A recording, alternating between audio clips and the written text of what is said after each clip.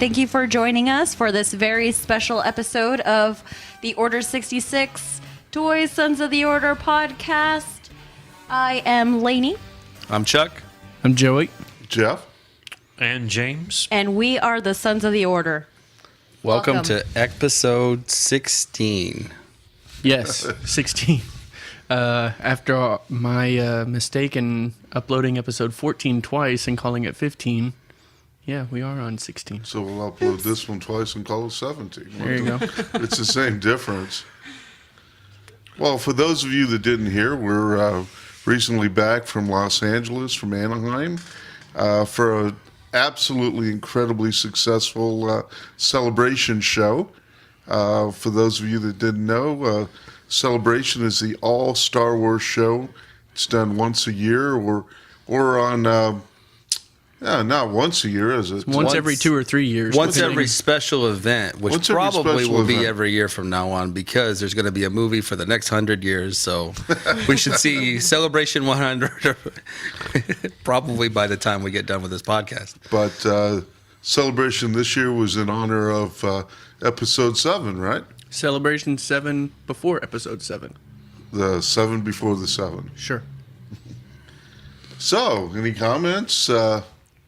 All right. First of all, I'm kind of curious, just as the one that hasn't done too many conventions, what was your impression, James? You've done some of your local calls shows. James out. Well, you've done out. some of your local shows, and you've said that they were kind of reminiscent of like a shanty town. What was your thoughts on? Excuse me. On this one. Honestly, first off, when we got there, the road crew, which was Lainey, Chuck, and Melissa, had already gotten to the Anaheim Convention Center, and our materials had at least been brought to our area of the arena, and I just seeing our showcases just out there was just amazing. And there were still, honestly, Joey, some booths and all that were kind of ghetto, that weren't quite up to speed. And then there were some that were just absolutely incredible. So it was more professional than oh yeah, absolutely. But then you still saw some people there that you wondered, why are you here? They didn't seem to be up to snuff for something like that. And then there was us. And we were if you weren't there, if you haven't seen pictures or anything, I wish you would have seen it. It was absolutely, we had a great display. I hate calling it, people say booths. We didn't have a booth. We had a store, so pretty classy. All right. Well, so we were there. For people that might not have seen us out there, what were we trying to specialize in while we were out there?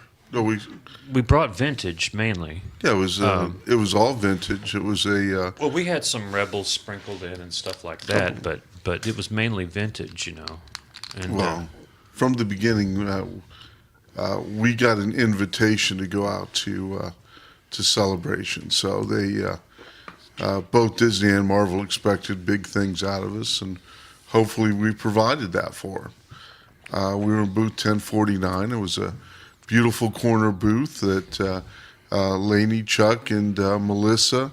When I got there, it was basically already set up. Well, yes. Well, with the exception of the shelving that let me was tell in you, the back. But. Joey, our producer here, is a man of many talents. Joey did an awesome job with those shelves. And he just got right on it, and he started putting them together. And I tried to help him a little bit, but Joey had when we was loading trailers, he was determining width and space and all that. It seemed like whatever needed to be done, Joey seemed to have a great attitude and desire to do things. I can sling a drill. And you did that very well too. So we were very appreciative of Joey. Was a great person to bring along. I'm glad we brought Joey along. Well, I had 0 sales for the weekend, so I had to make up for it somehow. Hey, I made a $1,500 sale. It was awesome. It was cool. I don't know, Chuck, what was your high sale of the week? I don't remember. I had a I Close to 3,000, maybe. Well, I have more because I No, mean, your single high sale. oh, yeah, it was over 3,000, I think. Right, Yeah, It was just such a Over whirlwind. 9,000. It was a whirlwind. It was just crazy, and it was 100,000 people, and you would be in our sales area, and I had to find one spot to stand without getting trampled or getting in people's way. It was just wall to wall. I kept thinking, where's the fire marshal? Man, my potty breaks for like Saturday were just like absolutely atrocious. Like it would take me like 10 minutes to just get to the bathroom, which is just like across the hall Yeah. from where we were at. It was seriously like 400 feet away. Yeah. Nothing. Yeah, and But then- it took you 10 minutes to get there. Yeah, and then on the way back, I was just like, oh my gosh, just let me get back to the booth. I promise I will never go to the bathroom ever again. Just let me get there safely. But it was really cool seeing like a whole bunch of people just dressed up or, dressed down for those slave Leias that were out there.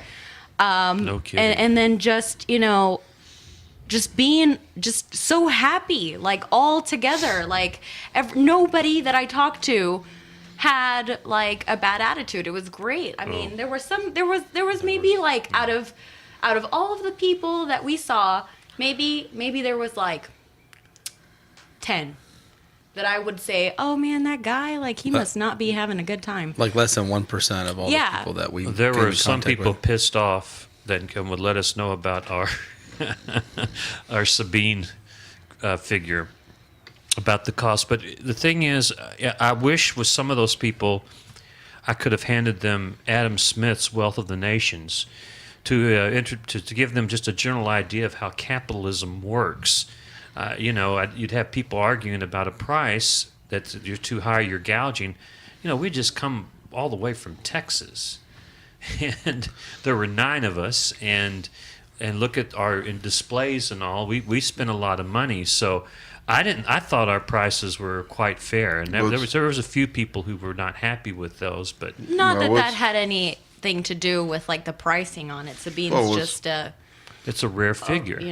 What's a funny high-up about figure. that is the first guy comes over, he picks the figure up, he holds it in his hand. It's $44. He's holding it in his hand, and while he's sitting there complaining to his friend that's there listening to him, we sell 4 other ones. Right. So the next 4 guys come up and they go, "Wow, you have Sabine?"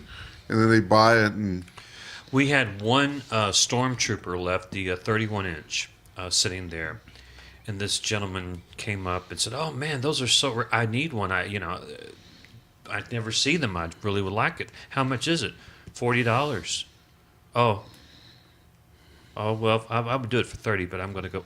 I thought, you were just saying you have to have this item. This is something that's rare that you really want, but then over $10 you're given. It was the last stormtrooper figure we had, so it's kind of unusual. It was kind of unusual, some of them, but like Lainey said, most of the people, we made a lot of friends from all over the world. It was really an amazing experience, just meeting people. I met a person from Luxembourg. Never met a person from Luxembourg. Oh, there's people from all over the world. I mean, they're from everywhere. So I did a 10-minute interview with Info France. Univision came by and they took a real shine to Laney, I heard. And channel ABC 7 Out of LA. spent time at our booth. Mm-hmm. And that guy was a really nice guy.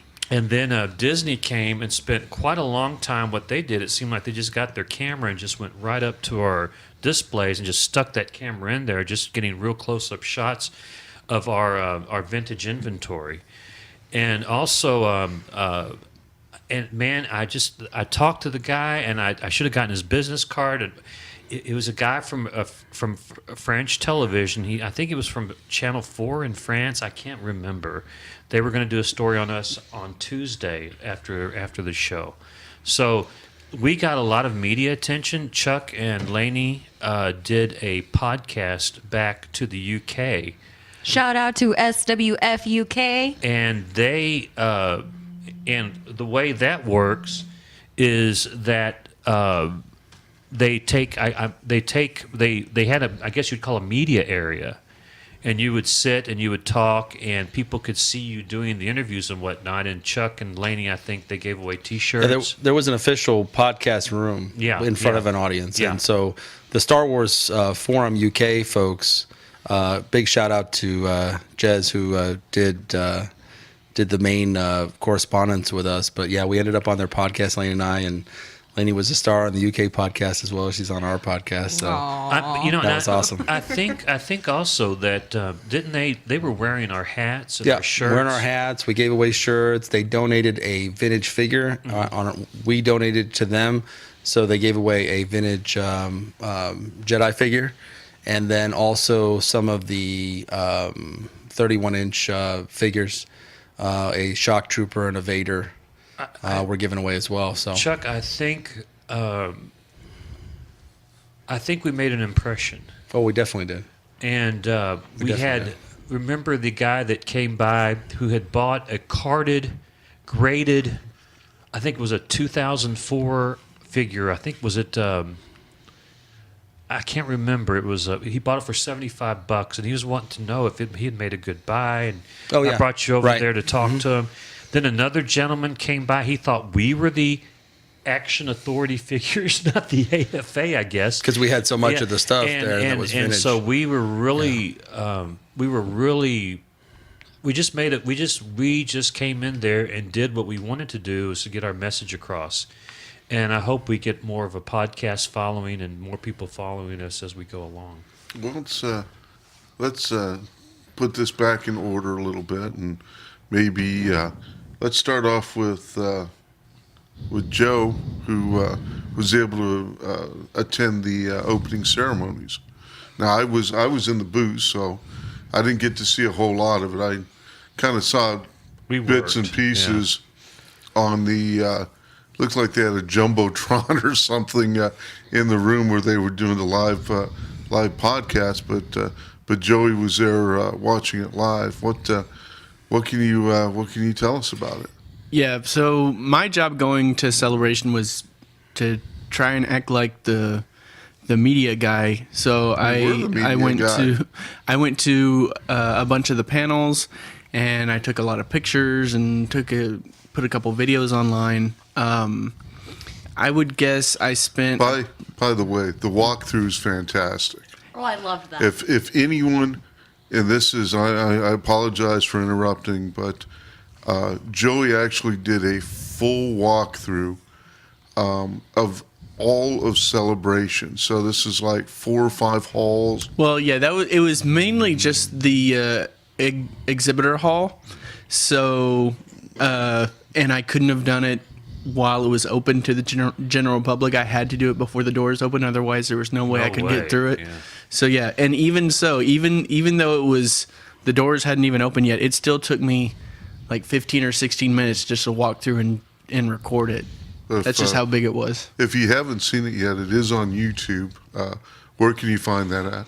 It's on our YouTube channel. I think we posted it to our Facebook page as well. We don't have an easy web address now, but yeah. So it's on the orders. If you go on YouTube and search Order 66 Toys, yeah, you'll find hopefully you'll find our YouTube channel there. Find the channel where you find all. I mean, if you listen to the podcasts on our YouTube channel, it's there with all of our episodes. But yeah, funny thing, John Ratzenberger was there. Played Cliff from Cheers, and he had like 2 lines in Empire Strikes Back. Anyway, while I was going around recording that walkthrough, I actually ran into him, gave him a little salute, and he kind of grimaced at me as I was walking through. I couldn't really stop. I was trying to do it all in one continuous. He was Norm or Cliff? He was Cliff. He was Cliff. Okay. Yeah. He's really cool. I talked to him for a while because I went up there on Sunday morning before anybody got, like, just when he was getting there. So I talked to him for a while, and he's a pretty cool guy. But yeah, he didn't really have a big part in Star Wars. He's in the Hoth scene in Empire Strikes Back, but he's pretty cool. He's a pretty cool cat. Well, was there during morning ceremonies, or opening ceremonies, Was there anything that was said or? Yeah, there was lots of stuff. First of all, they started the lineup for that one the day before. So the opening ceremonies were at 10 a.m. on Thursday morning. The lineup started Wednesday evening at 6. Wow. And there were people camped out there all night. I showed up around, I think it was like 1 a.m. or something after we had finished setting up, and we went out to eat and all that kind of stuff. And I went over there to find they were handing out as much pizza as you could want because J.J. Abrams and Kathleen Kennedy had swiped the old credit card and just bought like 200 pizzas or That's awesome. whatever for all the people that were camping out Very nice. overnight. So that was kind of cool to walk in and see that. Trying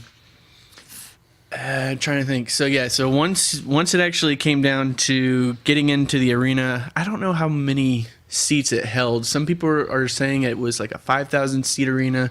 I don't know. I'm not good at guessing arena sizes, but yeah, massive widescreen setup in there.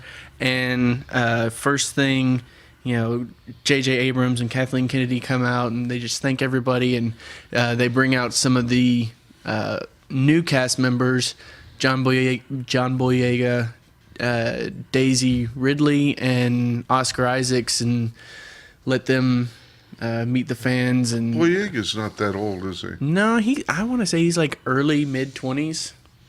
For some reason, I thought he was a lot older than what he is. That would be my guess anyway. But he looks really young. Mm-hmm. And then they also had some of the original cast there as well, since they're going to be in there. Mark Hamill, Carrie Fisher, Anthony Daniels, Peter Mayhew, they were there. To me, the highlight was of the opening ceremonies wasn't just that's where they unveiled the new trailer. They played it like 2 or 3 times in a row for us. I mean, that's what everybody flipped their wigs over. But when they brought out BB-8, that's when people went nuts. Mm-hmm. Also, because I just kind of assumed from seeing the original teaser, there's 2 or 3 second shot of him rolling through the sand. My original thought was he's going to be CG. Yeah. And then when they say not only is he, real, they roll him out there on stage and everybody goes crazy. And just seeing the way that he moves and everything, it was just crazy. Did you, so you were talking about, I got to give Joey a shout out also that when they were handing out the pizza, I think you took a picture and posted it, and it was distributed worldwide, correct? I think it was Business Insider posted our picture on there. It was Business Insider, and then like a whole bunch of other. They picked it up from there. Yeah. So yeah. And the trailer, my son came. We were like Jeff was saying, we were in the booth working, and of course Robert runs in excitedly, says, and trying to tell us about the trailer, and Josh asked my son Rob, just slow down and tell us about it. But then 15 minutes later, we watched it on the phone. It was already out on YouTube or whatever, and Jeff was reduced to tears like many of the other fans. The feels, though. Yeah. The feels. Yeah. So far with the trailers that they've put out now, 2 of them, everything like the feel, the tone that they're putting out there is exactly what it needs to be. Very right nostalgic. Now. Yeah. Chewie, we're home. Yeah, that was what set everybody. That brought back a lot of childhoods for a lot of people. So. It truly did. I mean, that was my reaction when I first saw it. I really had a hard time not completely being reduced to tears on that because I don't know what it was about it, but it's nostalgia. I don't know if it's that or what I know about the new film in addition to that, but it was really hard to watch the first time I watched it. Well, to me, I don't know if other people online have remarked on this, but I don't know. With me, I mean, that was the line that Han says, Chewie, we're home. To me, that was like, the movies are back in the right hands now. Yeah. It's like, you're no longer being held hostage by Lucas. Somebody else is going to start shepherding it, and hopefully, good things are going to come out of it. That's kind of, I don't know. That's the chord that it struck with me. Well, okay, so after the opening ceremonies, we just had this incredible rush of people. Because that's the thing everybody. That's the thing everybody wanted to do. Because it was first day, they not only were doing the opening ceremonies there in the arena, but they were simulcasting it all throughout the complex. So that's probably what most everybody was doing, and it lasted about an hour or so. And then it took me a while. It was totally a fire hazard trying to get out of there. It was the whole weekend was. It took me like 15 minutes just to get out of the arena. But I'm sure everybody just started spilling into all parts of the complex. And then our booth on Thursday sales area, we had people 4 or 5 deep.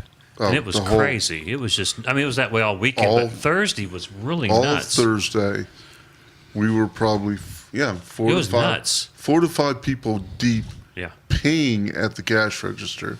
Poor Laney was there, taking money and credit cards and going nuts. It was awesome. I thoroughly enjoyed like every second of all that, because it's like even if I only like talk to somebody for like 2-3 minutes, like just the experience of like talking to that person and knowing that they were going to go back to their home, whether it be, like in the US or in the UK, Australia, whatever, they were going to go home with something of ours.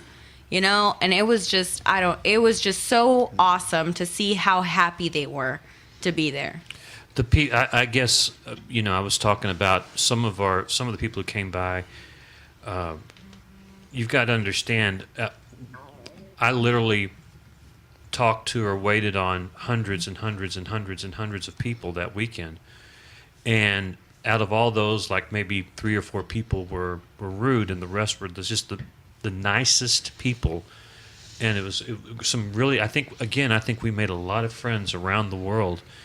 And so I hope I wasn't too terribly negative about things a while ago, but the majority of people that we met and that we dealt with were wonderful. And I've got Facebook friends now from the show that I met on my own personal Facebook page.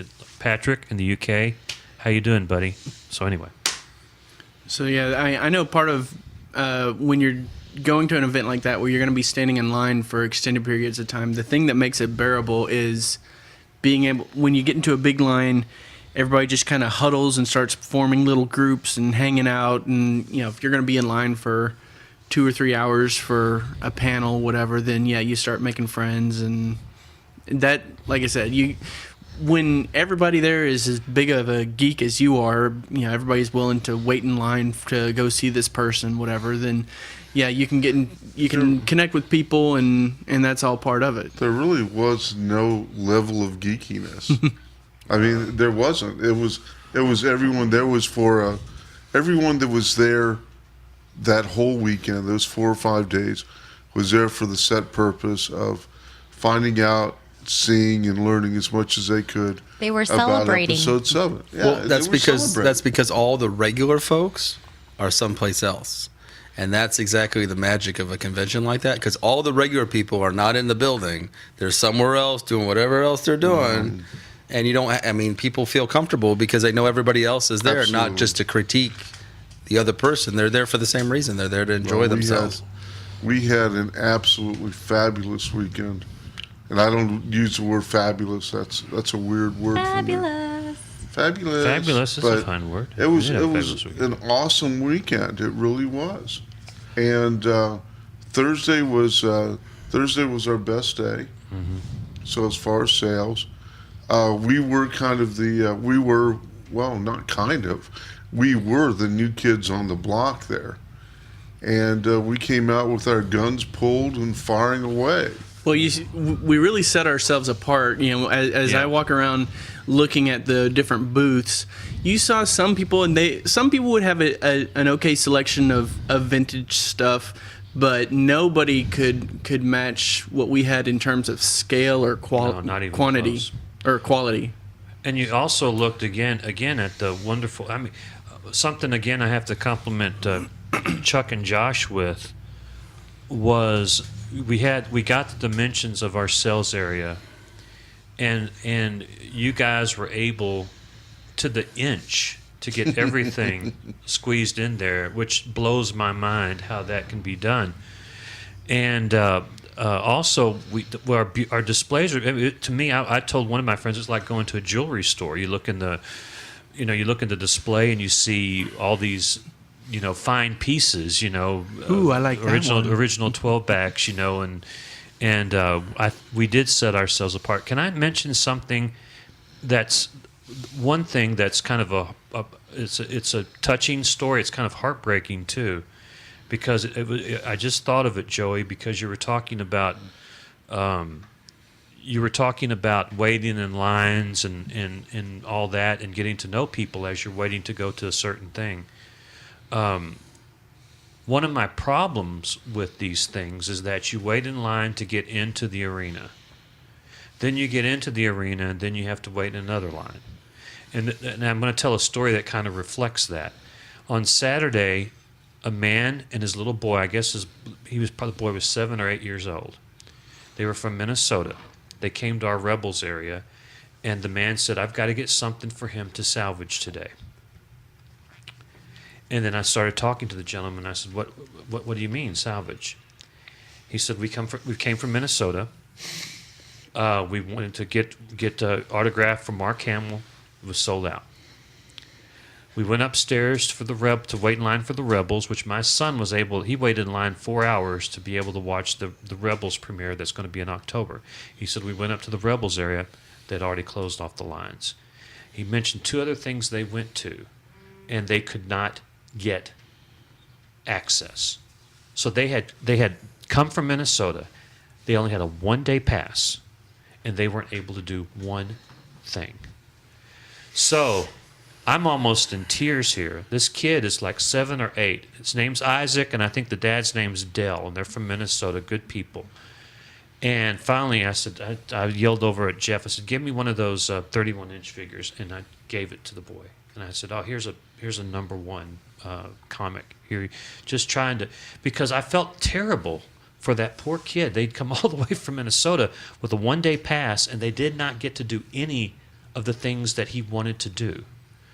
So anyway, as they were leaving, I thanked them and I said, "Do you have one of our cards?" And Dale said, "I have several of your cards." And he said, "We will never forget this." And I mean, I was almost in tears. It was so sad. And the thing about Isaac, this little boy, he wasn't whining, he wasn't crying, he wasn't throwing a fit. And I just thought the world of these 2 people, and I really felt bad for them about their experience because they only had a 1-day pass and they got to do nothing. Reading on the Facebook groups and stuff, it sounds like that happened to a lot of people. Like, I hear that it was just, because my interaction with, Celebration was mainly, my booth and, the bathroom. Traversing back and forth to the bathroom. Yeah. Not only that, but maybe occasionally going to the vending machines for Gatorade or for a $4 Gatorade. Yeah. But it sounds like, they hamburger. a lot of people were really upset at how little organization there was when it came to all of that.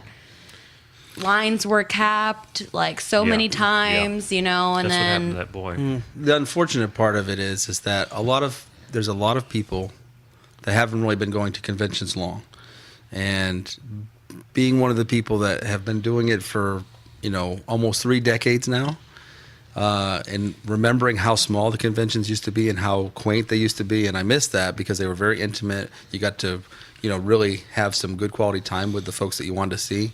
But now that this has become a big thing, San Diego Comic-Con is based on this whole fact. And this is why I really don't go to San Diego Comic-Con. It's the most awesome experience you could ever potentially have. But the problem with it has gotten so big. It's the largest show in the world.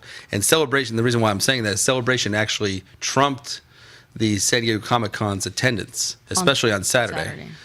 The problem is that there are, like if Harrison Ford had shown up, let's say, or George Lucas had shown up, their lines get to the point where they're so long, there is no way they will possibly ever be able to accommodate, because that person is one person, and they can only sign as fast as they can possibly go. They can only sign so many autographs or do so many photo ops, and it's unfortunate because like the real tragic thing was people that came to see Kenny Baker because it was a really rare chance to see Kenny Baker. Well, Kenny's health is not great, and I actually wanted him to sign my A poster because I brought it with me, and I've had that poster for almost 30 years now, and he was not able to do any signatures beyond what they pre-ordered. So if you like bought your tickets online and then you pre-ordered autographs for those for Kenny, that was the only way that you could even get to see him. That's how limited it was. And I saw Mark's line, and Mark's line was 5 rows across, and it went the entire hall, the length of the hall, which is, enormous. And he did that every single day. He was there. And it didn't even come close, obviously, because they didn't get the tickets for Saturday. Saturday was the worst day. Yeah, they chose the worst day to do that. And it's unfortunate, but the thing is like there was so many things there to do, though. There was so many things to experience, like whether you got to take a photo with Roxy the Rancor, or you went by the life-size Jabba the Hutt display, or they had like an indoor scene where they had 2 biker scouts that you could take photos with, and they had one with the Jawas, and they had like the props upstairs for episode 7. They had all the Q&As. Yeah, they had all the Q&As. They had like the droid factory, plus all the signers, plus all the exhibitors. So there was a lot really to see there. But unfortunately, is like the way San Diego Comic-Con is, it's to the point now where it's a lottery system. Like you actually have to look at the screen to see if your ticket even qualifies to go do that thing. Yeah. And at least Celebration wasn't that.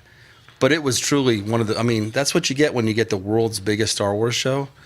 Because you got so many people there that there was no room to breathe. And the fact that they just got in the venue was a gift, because there's a lot of people that were outside that couldn't even get a ticket to get in the building. Yeah. So imagine coming all the way to California and not even getting in the door. Yeah, I just wonder, this sounds awfully elitist, but should they perhaps charge a bit more to attend and maybe cap the attendance? Oh my God, the attendance, the passes are already expensive. I mean, I know they're expensive, but make them more expensive and cut the number of attendees where there's more access. Because then you're paying for each autograph too. Yeah, make tickets more expensive and see how fast your attendance drops. Like, because it's pretty ridiculous. You're.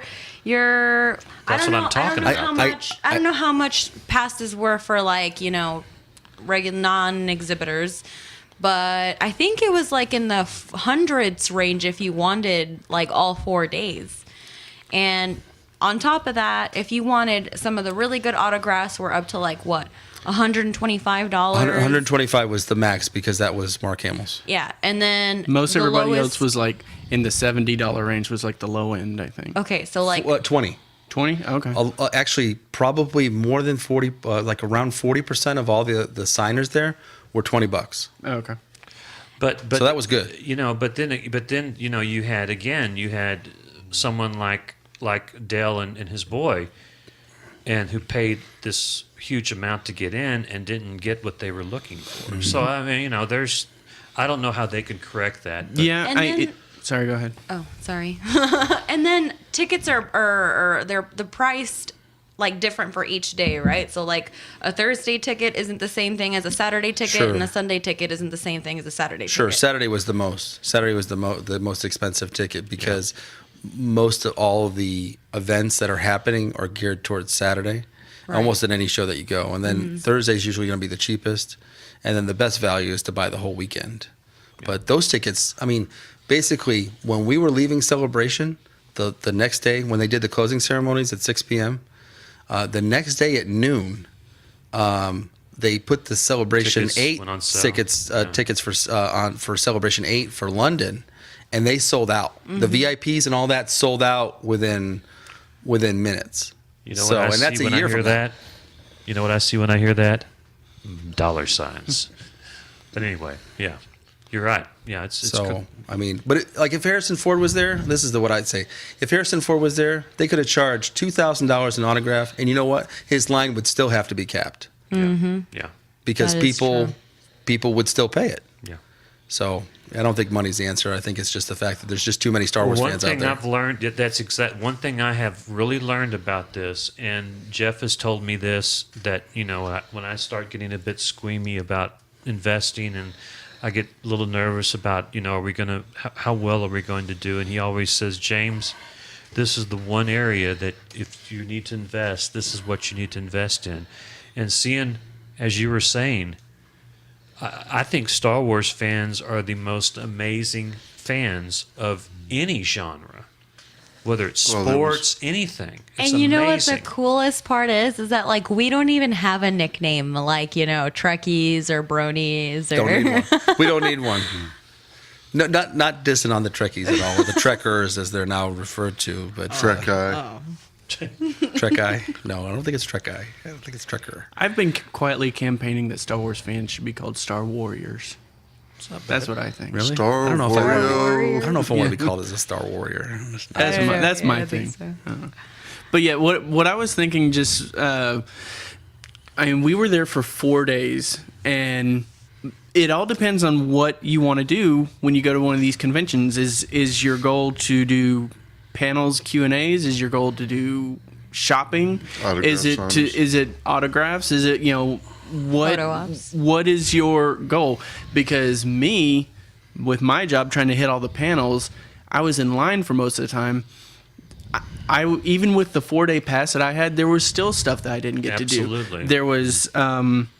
There was the Star Wars Battle Pod arcade games that were there that I didn't get to do. That I wanted to do that. That's one of the things I didn't get to do. They had a massive display and a little like a video area, like a X-wing flight thing that you can do Simulator. for Star Wars Battlefront that's coming Yeah. out. I never got to do that. Rob did That was cool. But yeah, it's just crazy that I would not have anticipated coming away from attending the entire event and still not being able to cross everything off my list. I got to do the vast majority of the things I wanted to do, but there were still things. Right. So I'm just thinking for the people that do only get the 1-day passes, what could you possibly try and do with the lines what they are and just the logistics of 100,000 people attending the whole weekend. I remember the first couple of times that we were going to attend San Diego Comic-Con. And again, the biggest comic book convention, multimedia convention in the world at the time. And they would print out checklists and they would have booklets that you would have to look through and, this is what you have to do and you can organize and dedicate this much time. And there was checklists and, you're going to pack your own backpack. Well, you need 2 things of water and you need this camera and you need this and this. And I mean, it becomes it is an event. I mean, it takes a lot of planning to do that. Yeah, there were some things, even with me, quote unquote, cheating, having the exhibitor pass that let me get into Sure. into areas, before the doors open to the general Well, public. you were an exhibitor. Yeah, That's not- but like whenever I would line up for things before the doors would open, and I still wasn't able to get into all the things I wanted to. You know what's funny? It's now been 40 minutes of this podcast, and we have not yet mentioned the V word. You were going to say that. We have not mentioned the big V in the room. Yeah, no, I mean, that was a And big that part of the V show, word, too. lady? Flicks. Flicks. So we started the show off on Thursday. The camera teams were coming around. Well, how many Vlicks did we go to the show with? Why don't you tell them? Yes, I think Joey's getting to the point. What did we do that Wednesday night before This was terrible. We left Texas, left McKinney with 2 Vlicks. So we had a graded 75 and a graded 80, AFA certified. But strangely enough, we left them in the case overnight. And when we came back in Thursday, we had 3 of them. They got it on. So Wednesday night we found out that there was another Vlix in the building. And Jeff, who is a Vlix junkie, said, The worst. we got to get that Vlix. He had the shakes going and everything. So we didn't know where it was at. and we found it, and we got a price for it. And then James is going, that's me, is going to the ATM machines drawing cash out. You know, Now wait a second. Wait a second. You have to specify. Yeah. I mean, we've got 4 credit cards. Yeah. Yes. Each of them basically with an unlimited amount of money right. you could spend on any one of them. So if there was $100,000 Vlix in there, we could have bought it. But the problem is that this was an older gentleman. Yeah. The way the story goes is Donald, our friend, we lovingly referred to as Whip Weasel. You'd have to watch a video or something to know who Don was, but a longtime friend of the store went with us out to Anaheim, and one of his buddies, Willie, right? Willie? Richard. Well, but the guy we bought from was Richard. Well, it was Willie that... and then Willie and Richard had come with Willie or something. Or Willie's from England. Knew a guy. Kenny, that's who it was. Yeah. Knew a guy who knew a guy. I knew a guy that knows a guy that has a Vlix that knows a guy. So, there's Kenny, right? And Kenny goes to Donald and says, "Oh, you guys, they buy Star Wars stuff." A friend of ours, and his name was Richard. Yeah. Has a couple really rare pieces. Do you want to take a look at them? We said sure, and we walked over there. And the next thing we know, he's taking out this weird box that's full of tissue paper, toilet paper. I don't know what it was. It was tissue paper. And he goes, "Do you guys buy prototypes?" I said, "Yeah. If it's an original prototype." And he takes out an original Vlix. Not graded, outstanding, just a great piece, probably a 65 or a 70 AFA standards. We looked at it, and he shot us a price, and it was a great price. We took the piece back over to Josh. And he got the price down even more.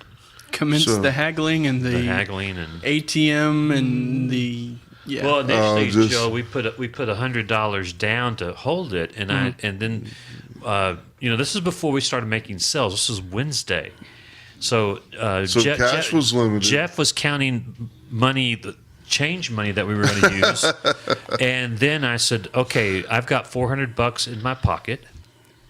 Sounds like that Alanis Morissette song. And I had $400 in my pocket, and then it's like, okay, you know what? We've got some money in our business account. Maybe I can start withdrawing from that. And it let me take out 4 times, and it still wasn't enough. Then I had to go to my own personal checking account to take out the rest. But to make a long story short, we doubled our money on it. We did well with the purchase, but I guess the idea was that by the beginning of Thursday, now we have 3 Vlix. Yes. Uh-huh.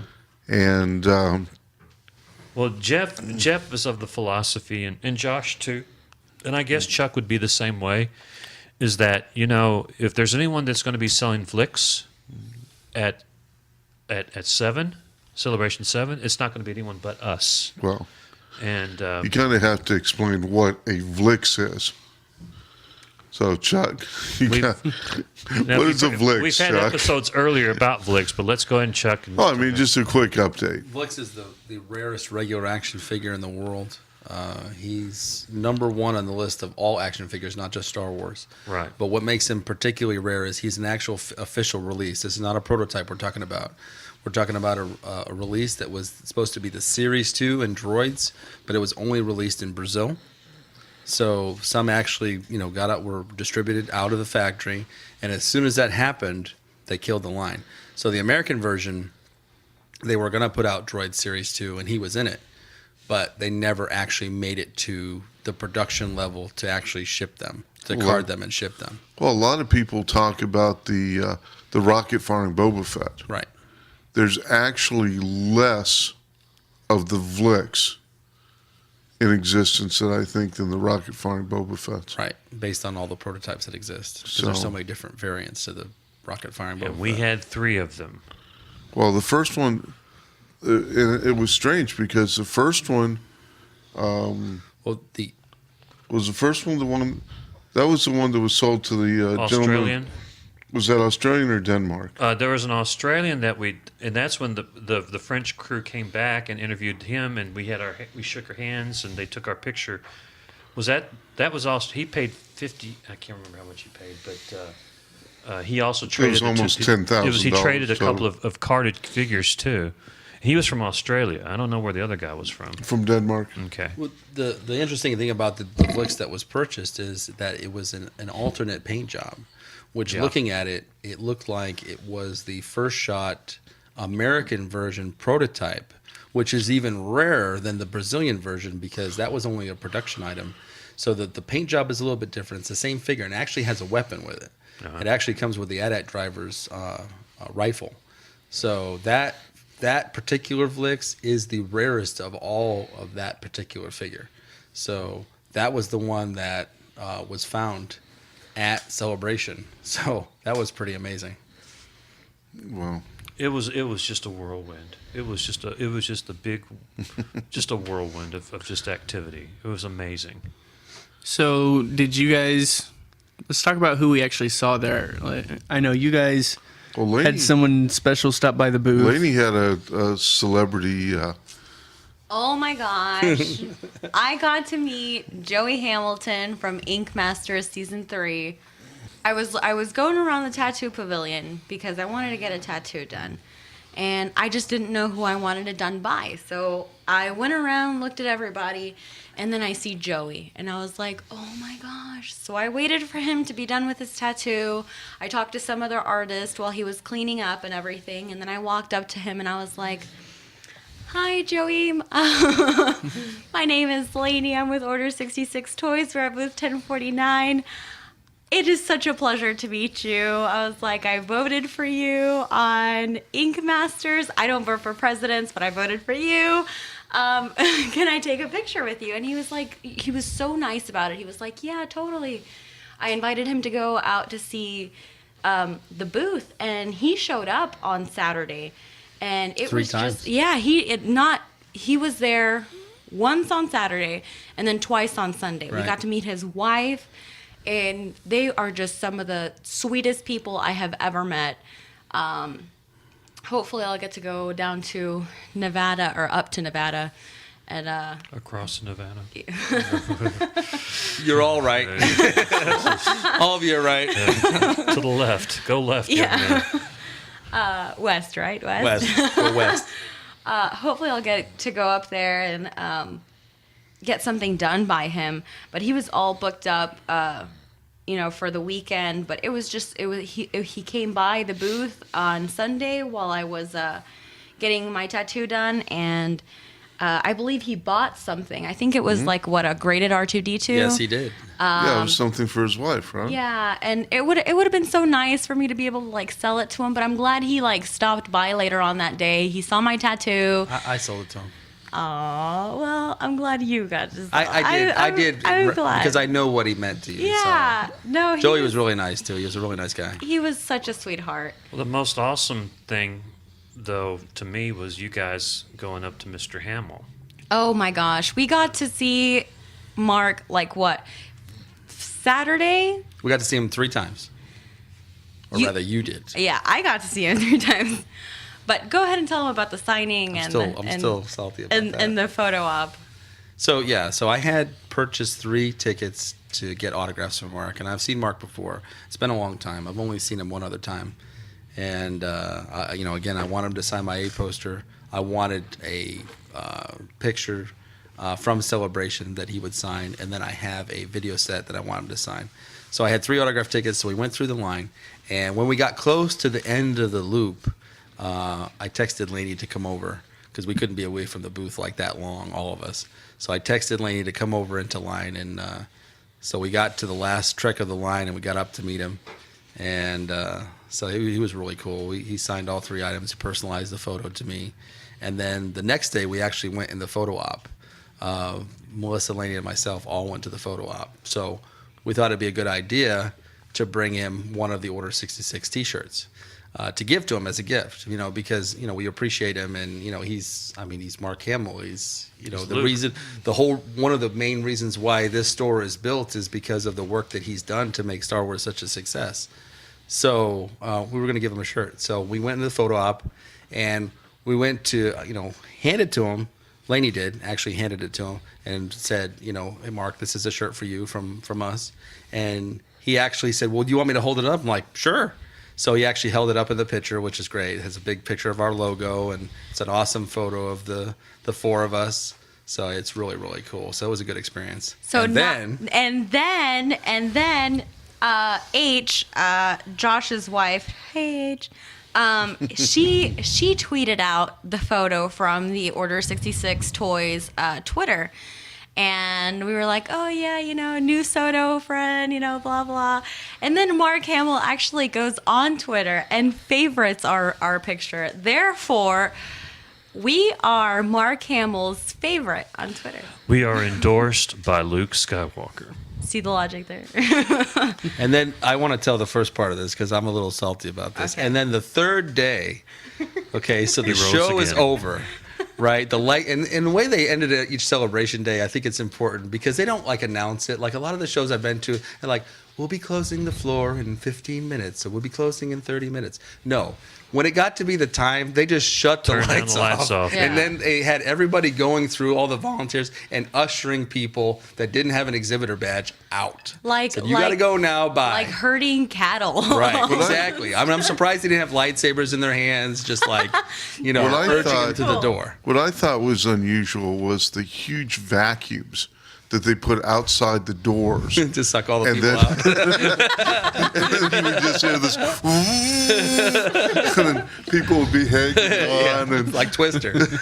So the last day was even more sad, and I thought it was really great too because the last day the show closed at 5, and when the lights went off, everybody just I haven't bought my toy yet. What they did was everybody stopped where they were.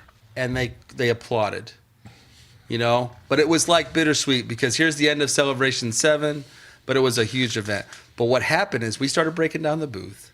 I'm out getting the trailer, getting it ready to go, and I had just come inside to see where we were at, and as far as the moving of the product back into the trailer. And Lainey was with me.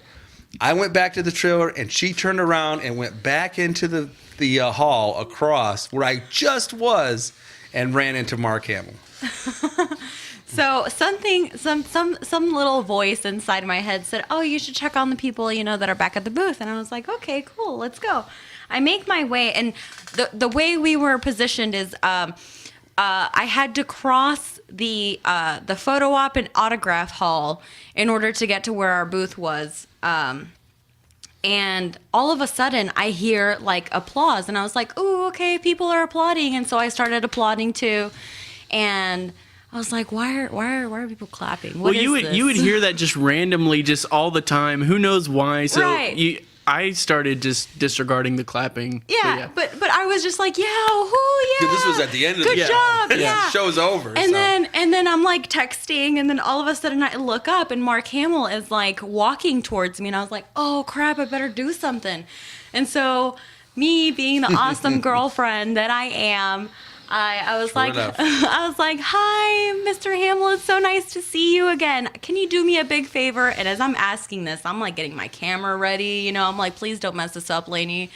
And he goes, "Yeah, sure. What do you need?" And I was like, "Oh, will you please say hi to my boyfriend Charlie in your Joker voice? I would really appreciate it." And so he does it, and I'm gonna play it for you guys real quick. It was, you guys can find it on Instagram, SOTO Lainey, LAINY. But so it goes a little something like this. Ready? Hello, Charlie. Why aren't you here? We missed you. and it was just the coolest thing ever. Yeah, it was just the coolest thing ever. I'm now officially like the best girlfriend in the world. I was upset at first. I was totally upset at first. And then I run into Joey. Like, not did she ignore, the guys that brought her all the way to Los Angeles. She's already heard this. Or She's already heard this, and I'm over because what she did was sweet, and I think it's awesome. I mean, I couldn't afford anything else for him, that was the best gift you could I would have given you money. I would have given you as much as you wanted. All you had to do is get Mark to say, "Hi, this is the Joker, and I love Order 6620." See, had I known that, y'all would have paid me for that little commercial, I would have done it. I would have paid. I would have paid Mark for that commercial. Gosh. I mean, we can Monday morning quarterback Lainey's decision that she had 2 seconds to make. Yeah, but literally, it was so fast. It was all instinct for her. It really was, because I had talked about it with my boyfriend, and I was like, honey, as much as I would love to, get this for you, I really cannot afford a $125 autograph. I just can't justify that, not yet. Like, That's fine. It's fine. We can give it to Joey. He can fix it in post. It'll be, "Hi, I'm the Joker. I love Order 66." But it was really cool. Yeah, and then I run into Joey, and I was like, "Dude, Mark Hamill is like right over there," and Joey's like, "Yeah, whatever." Well, yeah, I didn't believe it because the backstory of that night was Lainey and I had been like fighting back and forth, just kind of snipping at each other, and so I thought she was messing with me, and I didn't even believe her, and then she like whips out the phone and shows me, and then I'm like, "Holy crap!"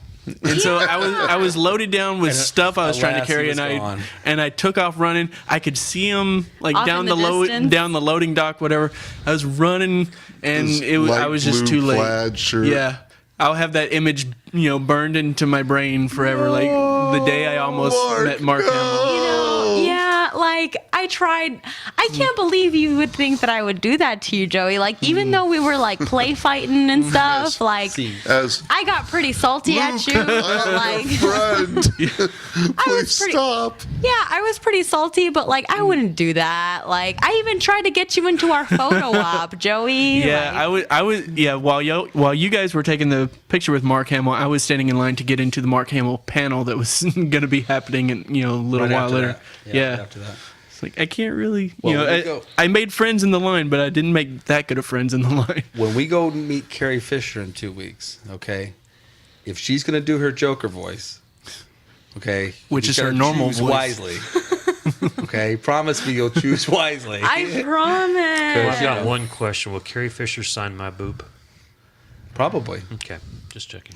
I was so surprised to hear, like, at how like awesome Carrie is. Like, I heard that there was a girl who like she drew all over that. She was throwing glitter at people that were sitting in line. She said the F word in one of her panels. Like, Carrie is like out there. Like, I want to meet her. She's relaxed. Yeah, she is totally a loose cannon. When out of all the panels I went to, hers had the most media people that I could see, and I think the reason is they were just hoping that she would slip up and that maybe she would be more prone to dishing some details that maybe other people wouldn't, just because she goes off like it wasn't me. It was Harrison that died.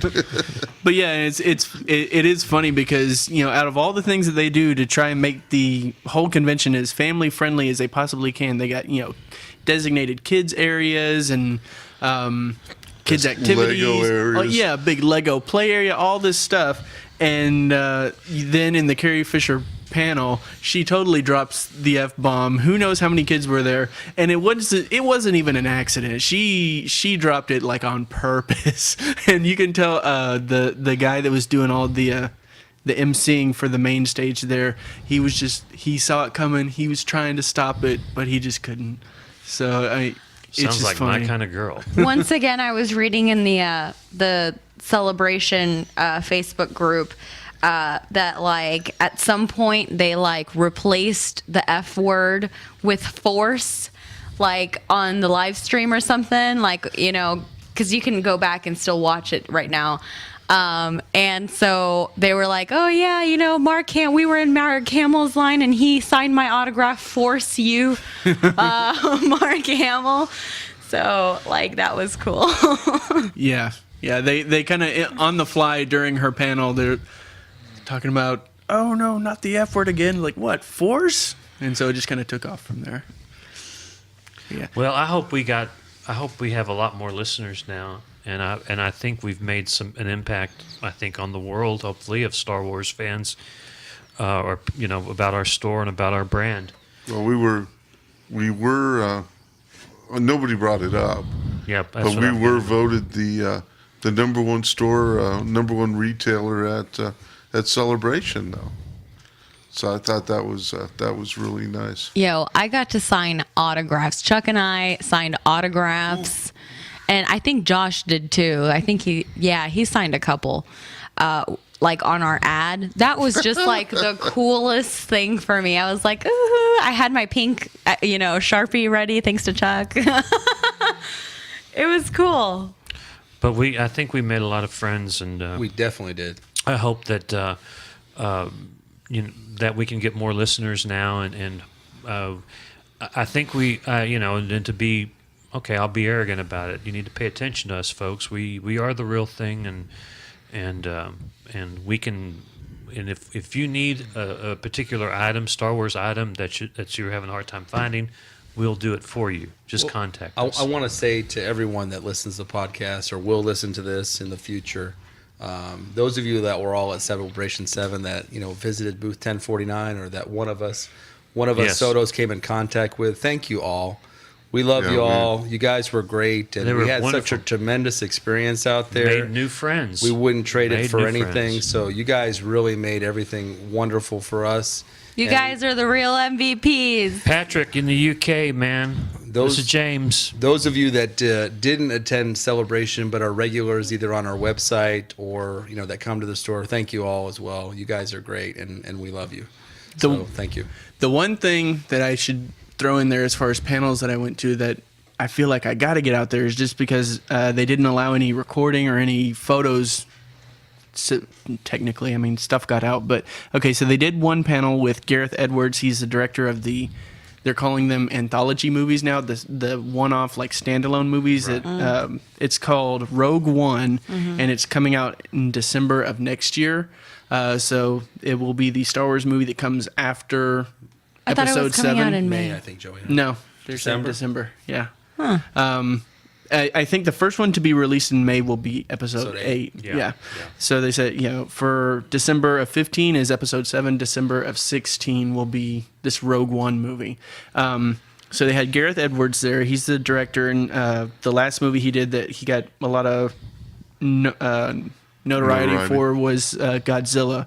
Love it. There was even a guy there at the panel in like a giant inflatable Godzilla costume that was like jumping up and down when he walked out. And he's just a super nice guy. He's a young director. I think he's like 40. And he just seems like a really humble guy.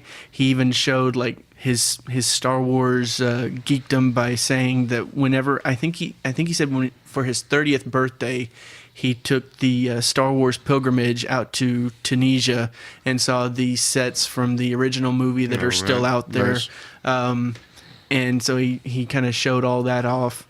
But what he talked about as far as the new movie that's coming out, they gave a few additional details saying that it's going to take place a little bit before Episode 4. And they said it's going to be about this group of mercenaries that end up stealing the Death Star plans that everybody's trying to get at the beginning of Episode 4. So it's going to be their whole story. And they said that this movie, with the anthology movies, that's where Lucasfilm feels a little bit of freedom and flexibility to wander into some different genres. And so they said for this movie, it's going to be it's going to be like a straight up war movie, and they've got a bunch of people that helped make Saving Private Ryan and Zero Dark 30 are going to be helping out to make this movie. And they said that just as far as the feel and the tone of it, they want it to be just very real and gritty. They said that the loss of the Jedi that you saw in Episode 3 and continued on in the Star Wars timeline with Order 66, they said that the absence of the Jedi will be like weighing very heavily on the movie, and that hopefully by the end of it, then it will give more resonance to the title of A New Hope for Episode 4. Can we be talking about an R-rated movie there? If you're talking about violence, that kind of, I mean, I'm thinking of Private Ryan. My God, Yeah. if you're having PG-13, I think. you know, Just for the sake of it being Disney and everything like that, it's probably going to be PG-13, but I mean, it would be kind of cool to see an R-rated Star Wars movie. But, That would be so cool. I'm trying to think. They've got... The only person that they've got confirmed for that movie as far as actors go is someone. Her name is like Felicity Jones, I think, and Yeah, she said that Felicity she's Jones. going to be a rebel soldier. So yeah, I think that just sounds like a really cool idea. Well, I as wonder, far, see, that could very well lead to like Juno and Starkiller. Because absolutely. the start of the Rebel Alliance is, of course, in the the original Star Wars canon is Starkiller and Juno. Juno So Eclipse. yeah, well, and we're just gonna have to see if any of the known characters end up making an appearance. I don't really anticipate that happening in the anthology movies, but I don't know, kind of in my head, I'm just thinking, because this is going to be during the time period, when Darth Vader is in his heyday. Like, absolutely, that would be wicked. Just to, just the threat of Vader will be looming over everything probably, and all that kind of stuff. see how much you can learn from our podcast, ladies and germs. They showed a quick teaser trailer for it. They didn't show much, but still awesome though. But yeah, being in the arena when 5,000 or 10,000 geeks lose their minds over 45 seconds of footage is a thing to experience. 45 seconds that you didn't have before. That's cool. Well, we had a great time. Do you think we probably need to wrap this up, Jeff? Well, this has now officially been our longest podcast. Yeah. In case we... I don't even think we scratched the surface We haven't even on scratched the There's a lot to talk how about. awesome Joey doesn't like Celebration part was. twos. We could do it. We could do a part 2 if we had to. Well, So we'll have to see. Maybe we'll carry it over into the next episode. We can always touch on it. Yeah. So Sure. well, this has been Order 66 Toys. This has been Sons of the Order. Don't forget to check out the website order66toys.net, the newly revamped website. Thanks to Lainey and Chuck. Yay. Any Goodbye. questions about anything Star Wars? Shoot them our way. Ask Soto at yahoo.com. Or Order or come by 66unleashed.com too, right? Order 66 Unleashed Unleashed. at Yahoo. At or- Yahoo. Or come by the store at 111 South Chestnut in McKinney, Texas. Or hit us up on Facebook, Twitter, Instagram. Oh, and hello to Juan. I hope he's listening. I told him we had a podcast. His class out in California, 30 students, 5th grade, I believe, Miss Austin's class. Hopefully, I did write to you, Juan, telling you about our podcast. I hope you and your class will have heard this, and so that's something for you as well. Oh, shout out to, if you have Instagram, check out Lou_Skywalker. He did Josh and I's celebration tattoos. He is so amazing. Coolest guy I met. One of the coolest guys I met at Whoops. at Celebration. He is absolutely fantastic. What'd you get done? Is like a Fett helmet Yeah. with like a floral design around it? Yeah. It It is a Boba Fett helmet with some flowers to the side and a huge Roman numeral 7 for Celebration 7. And I know Josh got a zombified stormtrooper helmet. Yeah, it's so Everything's awesome. got to be zombie with Josh. But, hey, you want to sign off for us? This has been the Sons of the Order. I am Lainey, I'm Chuck. Joey. Jeff? James. and may the Force be with you. And also with you.